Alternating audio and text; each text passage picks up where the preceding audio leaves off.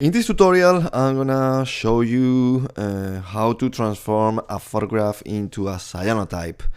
I'm gonna give you some tips and advice on how to transform your photographs in mimicking a cyanotype, this old process, that old photographic process.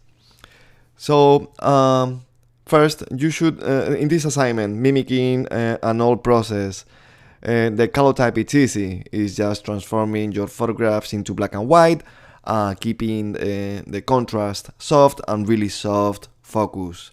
Easy. For the daguerreotype is kind of the opposite. It's transforming the photograph into black and white, increasing contrast, really high contrast, and really sharp focus. Now, the cyanotype, it might be a little bit more tricky. I would advise first the step of transforming your photograph into black and white, and once you get it in black and white, is the point of how you tint that blue color all over your photograph, how you add that blue color cast all over your photograph.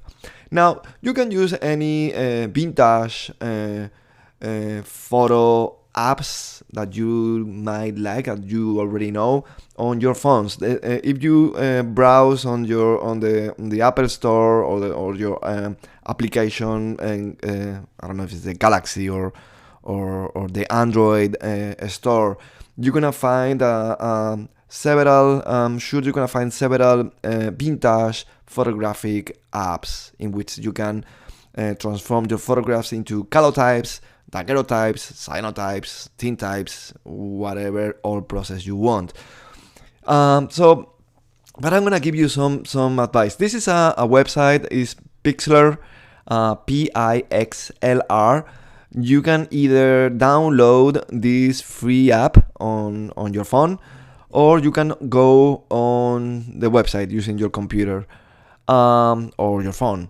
So all that you need is to type Pixlr.com, Pixlr.com. And again, you can also download this app on your phones. So I'm gonna do a demonstration on this web-based app, and on your phones should be exactly the same. Should be really similar to the steps that I'm gonna take. So again, first you need to go to this website and then click on this link, Pixlr X Quick and Easy, this blue link. So I'm gonna click here. There you go. So this is the interface once you click on that link, and it's pretty easy. This is not Photoshop at all, but the first thing that we need is an image. So I'm gonna click here where it says Open Image, and I'm gonna select one random photograph. I don't know, I'm gonna select this one, for example, open, and now I have this photograph. Here on the left hand, you can have all these options. You can lay out and template, you can add text, you can add an element or another image, you can crop and rotate, you can do cutouts, you can adjust and filter, and you can create effects, and you can retouch. Obviously, this is not Photoshop at all. This is much easier. So let's transform this full color photograph into a cyanotype. So here in Adjust and Filter, we could click on that, and here where it says black and white. So first thing that we're gonna do is get rid of all the color and transforming this photograph into black and white. So I'm gonna click on that. Now we got this picture in black and white. So if you're starting the assignment, and you could use the same photograph for the three processes, the daguerreotype, the calotype, and the cyanotype. If we will start with the daguerreotype, this could be like that. So there you go. We have this black and white photograph, really high contrast because it's the nature of the picture. It was photographed under the sun, so really high contrast and sharp focus. So if I want to transform this photograph into a calotype, here where it says, let me see, contrast, you should go like that. That is a calotype. That is a perfect example for a calotype. So if you want to start with the daguerreotype, this will be great. So as it is, you could click on save. There you go. Then go down with your contrast. That is great for a calotype, mimicking a calotype. We will go back here, save. Finally, the cyanotype. I wouldn't go that low with the contrast, but obviously not like high contrast, but a minus number, maybe minus 18 or even minus 20. That's okay.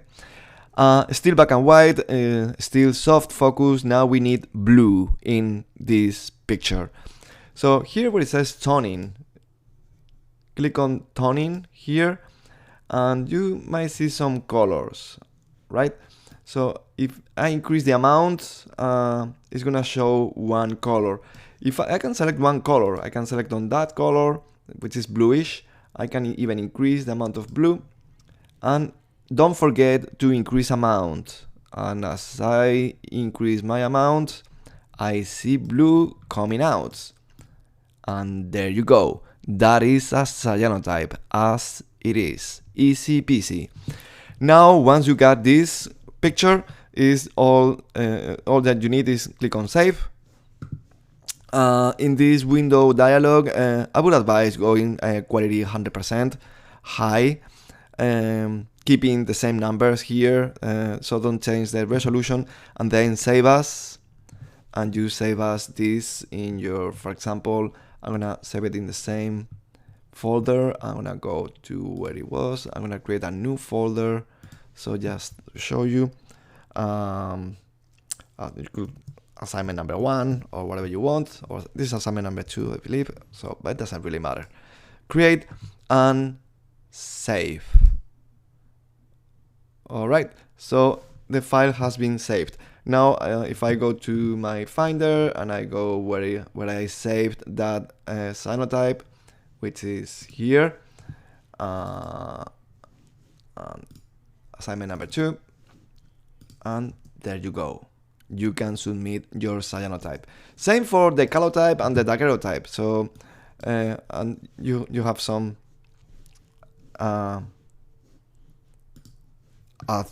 commercials, but it's free. It's totally free. So, and if you want to use another way of mimicking a cyanotype, you can. I'm gonna click undo, so everything goes back to the original state. We have full color, and I'm gonna go for the effect this time. So I'm gonna click on effect, and we have all these options. I'm gonna go for colors. Here in retro, maybe you can find a. Not really. No, there's no way to. I'm gonna go to colors. Here in colors, you could go directly and click on the last one. If you scroll all the way down, that could be a cyanotype. It's really high contrast. You lose a little bit of quality. It's not that effective as the first one, but that could be another possibility. All right. But again, the best way to go is here. Going to, let me see, adjust and, what is the name of the, adjust and filter. Click on that. And here under light category, first transforming everything into black and white. Then, remember for the daguerreotype, high contrast, really sharp focus, save. And you save this as daguerreotype, for example, on your computer. Then you go back here.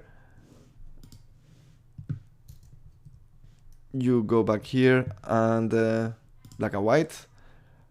You go really low with the contrast, and that could be a great calotype. Save, calotype. And finally, increase a little bit the contrast, but keep in the minus numbers for the cyanotype. And then toning is right here. And select this blue. I would increase a little bit the blue tone and then amount. So the blue comes up on this picture. All right, it's pretty much the same on the mobile version of this web-based app, so it should be mostly the same. Please let me know if you have any questions. I hope this helped in the process of this fun process of transforming your photographs and using the time machine to move your photographs hundreds years back.